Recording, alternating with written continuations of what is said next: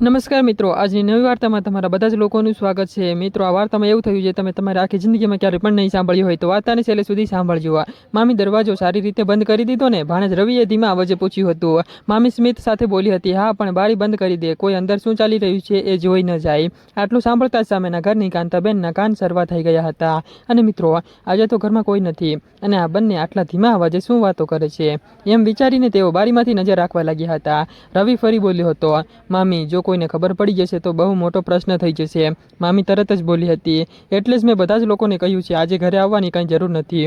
આ વાત સાંભળીને કાંતાબેનને પણ વધુ શંકા ગઈ હતી। થોડી જ વારમાં આખા મહોલ્લામાં વાતો ફેલાઈ ગઈ હતી કે મામી અને ભાણેજ આખો દિવસ ઘરે એકલા જ છે અને આજે એમના પતિ નથી, એટલે કે છોકરાના મામા નથી અને કંઈક રહસ્યમય ચાલી રહ્યું છે।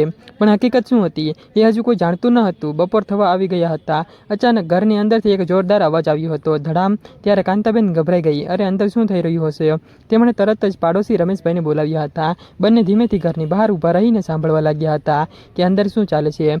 અંદરથી રવિનો અવાજ આવ્યો, મામી સાચવીને પડી ગયું હોત તો આખી મહેનત બગડી જાત। ત્યારે મામી હસીને બોલી હતી, ચિંતા ન કર, હજુ ઘણો સમય બાકી છે।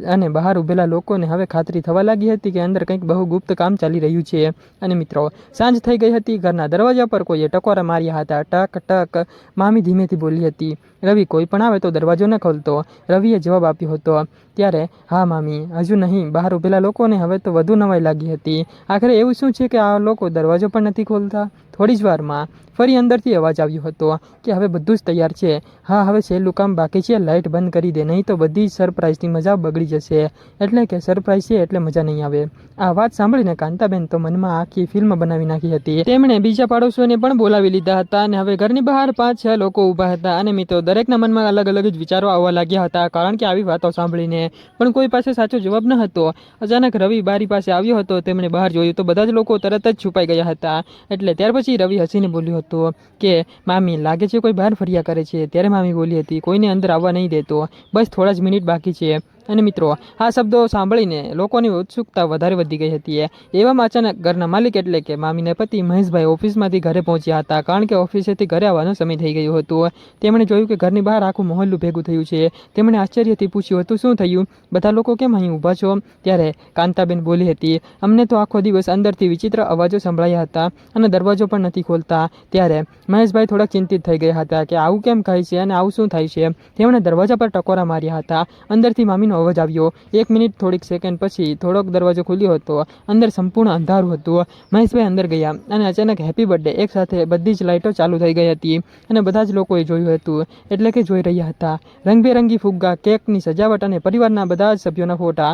રવિ હસતો હતો, મામીના ચહેરા પર ખુશી હતી। મહેશભાઈ તો એકદમ આશ્ચર્યમાં પડી ગયા હતા, આ બધું મારા માટે? ત્યારે મામી બોલી હતી, હા, મારે તને જીવનમાં પહેલીવાર સરપ્રાઈઝ આપવું હતું। રવિ હસીને બોલ્યો હતો, એટલે જ અમે આખો દિવસ દરવાજો બંધ રાખ્યો હતો અને બારીઓ પણ બંધ રાખી હતી, લાઇટ પણ બંધ રાખી હતી, કારણ કે કોઈ જોઈ જાય તો અમારી મહેનત ઉપર પાણી ભરી જાય અને કોઈને અંદર આવવા ન દીધા। અને જે અવાજ આવ્યો હતો એ તો સજાવટ કરતી વખતે ટૂલ પડી ગયું હતું એનો અવાજ હતો। બહાર ઊભેલા લોકો બધા જ લોકો એકબીજાનો ચહેરો જોવા લાગ્યા હતા। કાંતાબેનને પોતાની ગેરસમજ પર હાસ્ય આવ્યું હતું। તેણે અંદર આવીને કહ્યું હતું, અમે તો કંઈક બીજું જ વિચારી બેઠા હતા અને ખરેખર અમે બહુ ખરાબ લોકો કહેવાય, એટલે કે અમારું મન ખરાબ કહેવાય। ત્યારે મામી હસીને બોલી, ઘણીવાર આંખે જે દેખાય છે એ સાચું નથી હોતું। મહેશભાઈએ બધા જ અંદર લોકોને બોલાવ્યા હતા। કેક કાપવામાં આવ્યો, બધાએ સાથે મળીને જન્મદિવસ ઉજવ્યો હતો। થોડીવારમાં રવિએ એક નાનું એવું બોક્સ લાવ્યો હતો।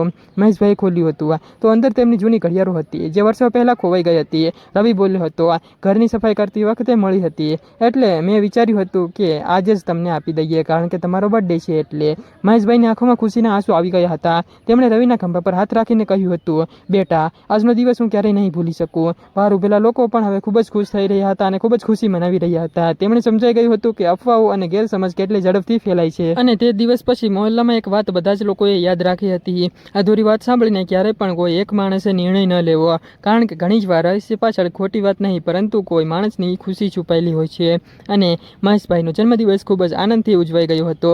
કેક કાપ્યો, બધા જ લોકો હસી ખુશીથી પછી ઘરે પાછા ફર્યા હતા અને કાંતાબેન પણ પોતાની ગેરસમજ માટે માફી માંગીને ચાલ્યા ગયા હતા। હવે એવું લાગતું હતું કે આખી ઘટના અહીં જ પૂરી થઈ ગઈ, પણ સાચી નવાઈ તો બીજા જ દિવસે શરૂ થઈ ગઈ હતી। સવારે મામી રસોડામાં કામ કરતી હતી ત્યારે રવિ દોડતો આવ્યો હતો અને મામી, કાલે જે જૂના સ્ટોરરૂમમાંથી ઘડિયાળ મળી હતી ને ત્યાં એક લોખંડનો નાનું એવું બોક્સ પણ હતું। ત્યારે મામી આશ્ચર્યથી બોલી હતી, અરે તું મને કાલે કેમ નહીં કહ્યું?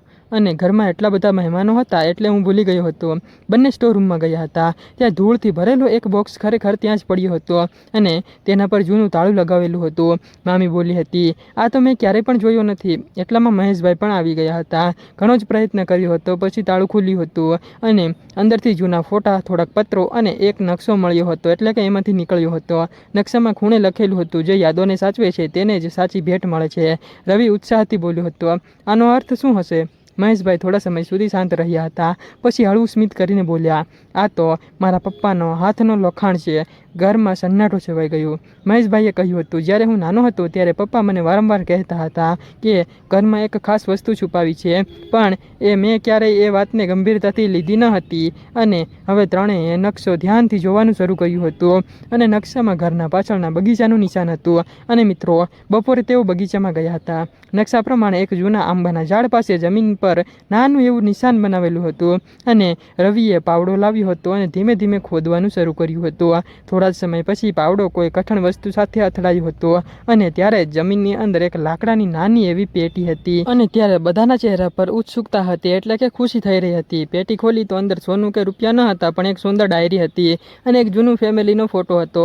ડાયરીના પહેલા પાના પર જ લખેલું હતું, જો આ ડાયરી તારા હાથમાં આવી હોય તો એટલું સમજજે કે આપણો પરિવાર હજુ પણ એક જ છે. મહેશભાઈની આંખો ભીની થઈ ગઈ હતી અને ડાયરીમાં તેમના પિતાએ પરિવારની દરેક યાદ, દરેક મુશ્કેલી અને દરેક ખુશી લખેલી હતી, જે મને ખબર જ હતી. છેલ્લા પાના પર એક ખાસ સંદેશ હતો, ઘરમાં સૌથી મોટી સંપત્તિ પૈસા નથી, પરંતુ પરિવારનો વિશ્વાસ છે, અને જો એ સાચવી શકો તો દુનિયાની કોઈ મુશ્કેલી તમને હરાવી નહીં શકે. ત્યારે મામી ધીમેથી બોલી હતી, આ તો કોઈ પણ ખજાનાથી મોટી એવી ભેટ છે.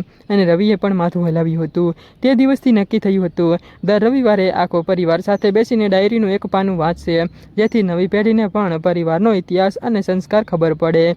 કારણ કે મિત્રો, એને ખબર ના હોય જે નવા હોય એને. થોડા દિવસોમાં કાંતાબેન ફરી ઘરે આવ્યા.